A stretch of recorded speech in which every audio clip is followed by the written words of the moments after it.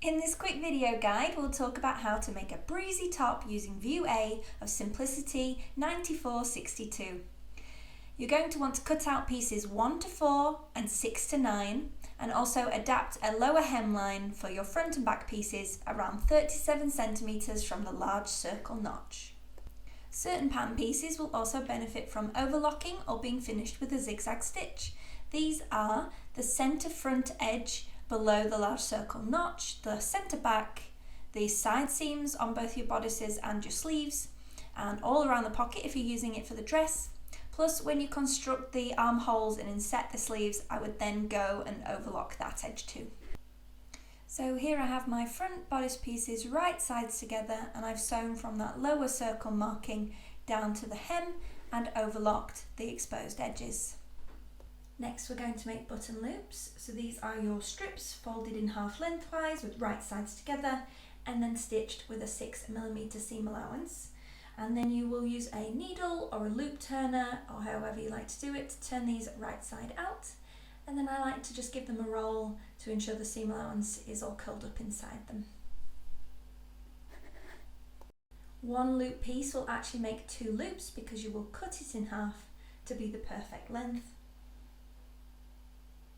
Then bring the ends together as shown and hold with a pin until you can machine baste.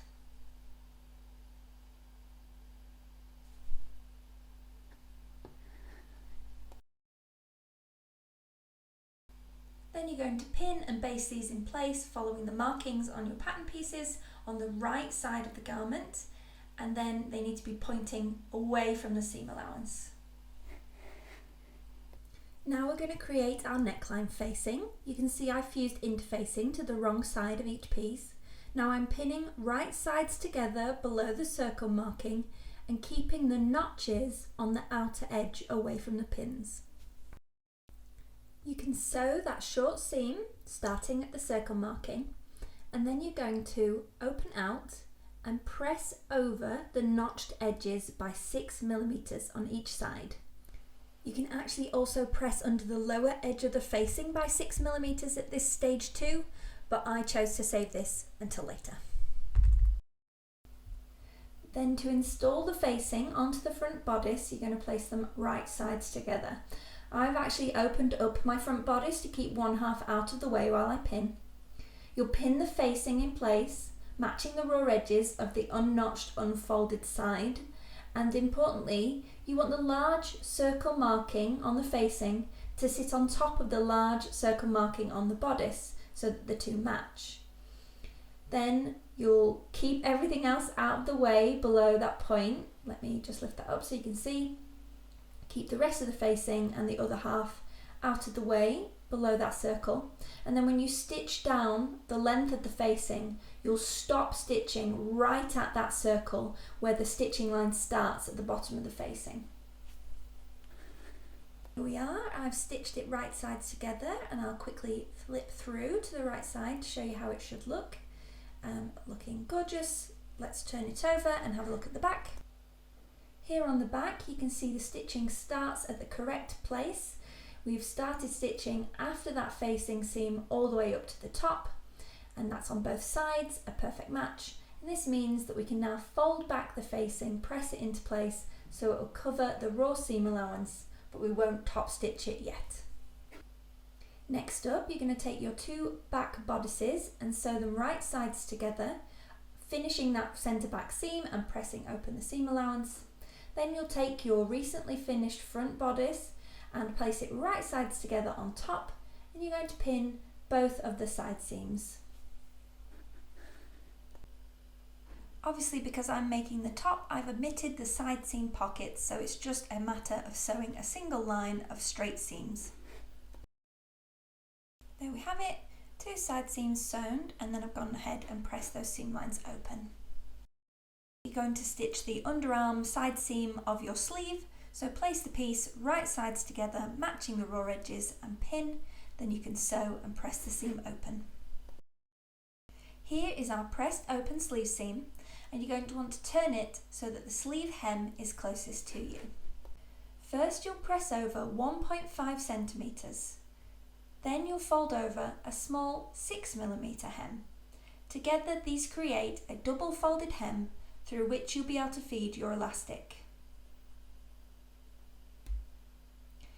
Press and double press all the way around the hem, pinning it in place, and then when it comes to stitching close to the edge, leave a small 1 or 2 centimetre gap through which you can feed your elastic. Use your pattern piece for this sleeve elastic guide to cut 2 pieces that are the required length. Then it's as simple as taking a safety pin or a very thin bodkin, attaching it to one end of the elastic and making sure it's closed securely. And then you'll push the safety pin through the channel, through the opening you left in the stitching, until it gets all the way around to the other side.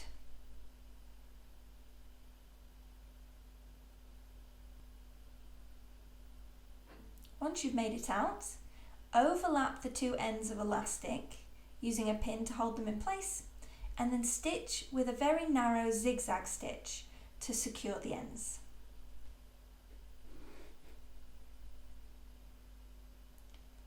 Here we are, there's that stitch seam, and then we're able to fold over the remaining part of the channel and pin the fabric in place. Then we can take it over to the machine and complete the stitching line so that the channel is fully enclosed. There you have it, a lovely enclosed elastic hem, and you can just redistribute the gathers so they sit evenly, snip any loose threads, and voila, a beautiful sleeve hem. Repeat for the second sleeve to create a matching pair. Then you can install your sleeves into your bodice by placing the fabrics right sides together and matching the front and back armholes. Ensure the seam lines and notches meet and secure with a pin. Then you're going to pin around the entire U shape of the seam. Raglan sleeves are actually nice to construct and sew because they're so open, meaning you have a bit more room at your machine. They're great for beginners. When that's all pinned, you'll be able to sew the U-shaped seam. Our instructions actually tell you to sew it twice and then trim down the seam allowance. But if you're using your overlocker, you could obviously sew once and then use your overlocker blade to trim down the seam and create that second row of stitching. Sew your 2 ruffle pieces right sides together and press the seam open. And then I recommend pressing in half wrong sides together to establish a fold line before then moving to the ends and turning those right sides together. This is so you can pin that short edge of the ruffle and then sew across just that short edge. So once you've got that stitched, you'll go ahead and trim down the seam allowance on an angle to reduce any bulk in the corner. And then I like to press back the seam allowance on each side to create a nice crisp corner. You can just do this with your fingers or with an iron. And once that's pressed back, then you can turn through the corner.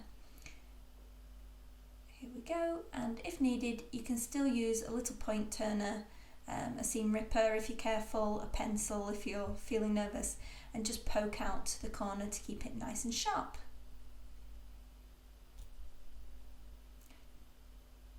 Now we're ready to install our ruffle onto the neckline.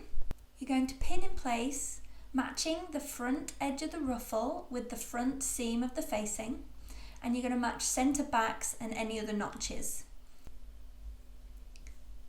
Here this is sewn in place, and then you're going to go ahead and press the ruffle upwards so all the seams are towards the body. When it's finished, the facing will neatly curl over to the back and look something like this. First, we need to turn over the facing and trim down the front bodice seam allowance. You're not going to cut any of the ruffle seam allowance. I like to use a pair of duckbill scissors, but you can use any scissors. Duckbill scissors just help push things like this, like excess seam allowance, out of the way.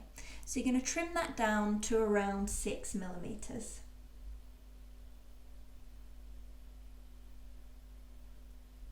Once that's out of the way, you're going to create a double folded hem similar to the sleeve hems that will give you a channel to insert your elastic. So you're pressing over the ruffle seam allowance by 6 millimeters, then folding everything down, and that creates that similar channel. You'll pin it and stitch close to the folded edge. Then you'll be able to get your elastic guide and cut a piece of elastic the required length for the neckline, and then use the same trick with a safety pin attached to one end to push the elastic through the channel you've created. The opening is right next to the neckline facing.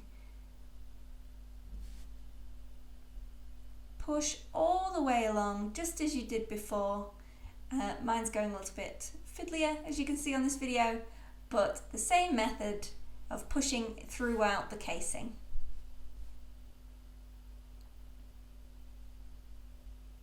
When you're done, you're going to stitch down the center front seam line right by that facing just to secure the elastic in place.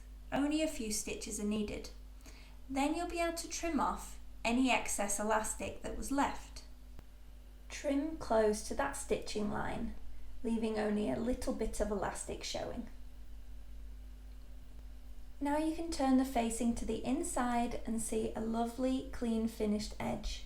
You will pin down the length of the facing, ensuring all the raw edges are hidden, and then either slip stitch by hand or sew down with top stitching to secure the facing in place. Finishing touches include adding buttons for your button loops, and then folding and sewing a double pressed hem at the lower edge. Congratulations, you've just made a easy to wear floaty blouse with on-trend ruffle neckline, cute button loops that can be worn open and closed, and elastic hem cuffs. I hope you've enjoyed this sew along. Please let us know in the comments if you're going to make the blouse, and thanks for watching.